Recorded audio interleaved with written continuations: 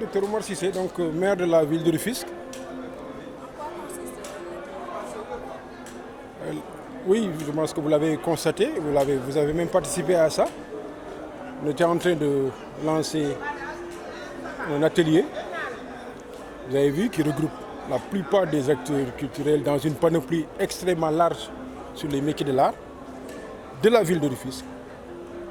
Parce que l'objectif est de formuler une politique culturelle pour la ville. On l'a dit, on l'a répété, cette ville n'a jamais disposé d'une politique culturelle, malgré ses nombreuses interventions assez désordonnées sur la culture.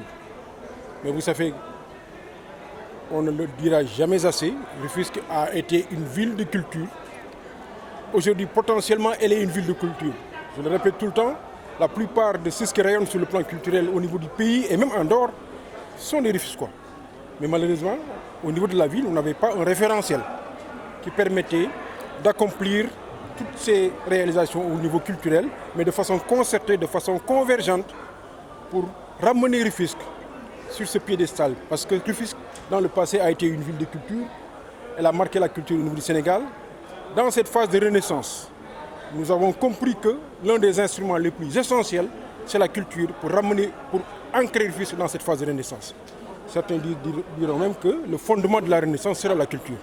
Donc, vous comprenez pourquoi nous avons été, tout le bureau municipal représentant tout le conseil municipal et des présidents de commission, témoins de cet événement, marquant le démarrage des 2 jours d'atelier pour formuler une politique culturelle inclusive, audacieuse, ambitieuse, concertée et très structurée pour la ville de Rufisque. Donc c'est ça l'objet de cet atelier. C'est le lieu de féliciter vraiment le président de la commission culture, M. Yad Mafal, le président du comité scientifique, qui est le professeur Saïd Sarsam. Donc la plupart des acteurs culturels ont répondu présents ici. Rokhaya Dabassar en est le représentant dans le cadre de ce point de presse. De féliciter aussi le directeur de la Maison des Arts. Parce que l'un des objectifs de cet atelier, c'est aussi de nous aider dans cette politique culturelle à nous définir quel va être le contenu de la Maison des Arts réelle. Que ferons-nous? Nous avons des idées, nous en tant qu'institution municipale. Mais il est important que les acteurs culturels eux-mêmes nous disent comment utiliser la Maison des Arts, que faire avec la Maison des Arts, comment accompagner les créateurs, comment soutenir les initiatives culturelles, comment promouvoir les jeunes talents, comment améliorer l'accès des populations rufisquoises à la culture. Bref, comment avoir une politique culturelle ambitieuse, audacieuse, structurée et concertée. Voilà un peu ce qui explique notre présence de ce matin. Monsieur le maire, vous avez invité également les acteurs culturels à ne pas s'en tenir uniquement à l'élaboration de cette politique culturelle, mais également à vous accompagner dans la mise en œuvre. Oui, vous savez, tout à l'heure j'introduisais pour dire que tout naturellement, quand nous avons été élus, notre pédigré nous imposait de travailler davantage sur des infrastructures physiques, sur les routes, l'assainissement, et ainsi de suite. Mais quand nous sommes acheminés vers la finalisation de la Maison des Arts, quand nous avons inauguré la Maison des Arts, nous avons été impressionnés par le nombre et la diversité des profils culturels de cette ville. Moi, c'était, oui, je savais, quand tu passes quelque part, on te dit que oui, lui là, c'est un Rufisquois, et ainsi de suite. Mais ensemble, je me suis dit, waouh!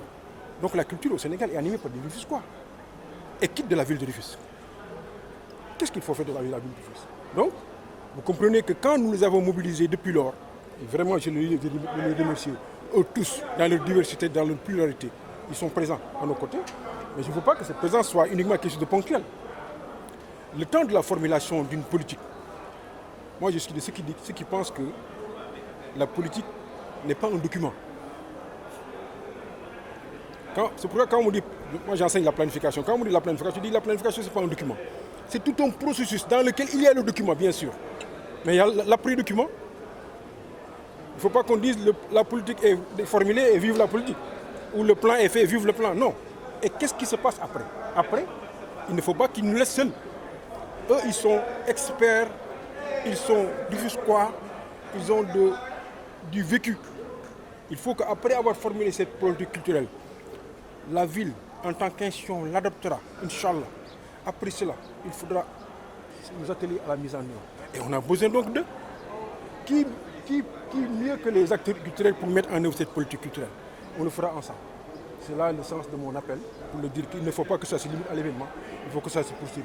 Et vraiment, j'ai eu une oreille très attentive de leur part.